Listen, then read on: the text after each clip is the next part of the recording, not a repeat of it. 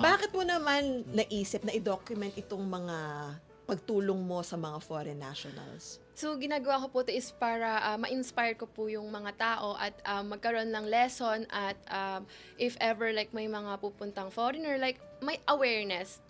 Awareness po sa mga tao, ganyan. At magkaroon ng sila ng idea kapag pupunta sila sa Pilipinas, ganito po, ganyan po. So, At kahit yung pagpunta natin sa ibang bansa, di ba? kahit din, di ba? Careful din tayo. Yes, diba? Kasi it tama can po. happen to us as well. Yes.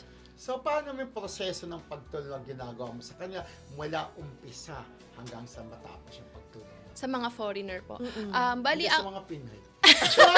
Yung foreigner?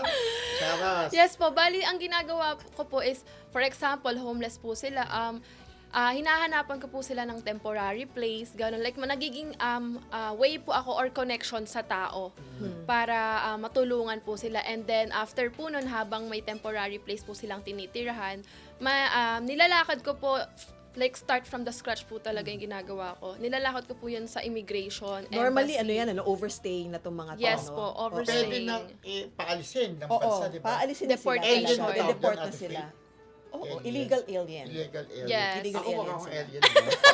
Pero hindi ka illegal. Hindi ako Yun illegal. lang. Pero Oo. magandang alien ako. Legal Galing ako sa alien UFO. ka. Legal, Legal alien, di ba? alien. Oo. Pero ang hirap ng ginagawa. Pero ka bang katulong sa di ba, may kusang lumalapit sa foreigner, may sabihin may kasama ka para Usually, ang Maglakad kasama ko lang, lang oo. dito is si mama ko. si mama Pero, mo. syempre, that entails money. No? Ah, Saan mo kinukuha yung mga resources para kumuha ng bahay, pumunta sa immigration? That entails money as well as time, Yes, di ba? funds. Oo, funds. Oo. Paano Subscribers kinukuha? na? Yes, actually, yun nga po sa platform ko from Facebook and YouTube, dun po ako nagiging source of income ko. And then, sinusuportahan din po ako ng mama ko, pati ng family ko sa ginagawa ko po. Kaya, nasusustain ko po yung funds na kailangan po That's dito. good. So, paano yung Pati- parents mo tumutulong, Ate Faith? No? Kasama niya eh. Kasama mo eh, di ba? Pero yung oras mo, di ba, pagpunta mo sa immigration, hindi lang minsanan yun, di ba? At saka hindi lang yung Yes. kalahating araw, isang oras, di Suki ba? na ako dun eh. Kilala ka na. Sino na naman ang dinadala Ano mo? na naman Gano'n. Anong nationality may na naman ito? nalalapitan ka naman, di ba? Yes po, meron po. May po. kilala ka na Opo. ano, pag Sa nakita ka, immigration. sino na, Oh, ano alam na ko naman na. ito.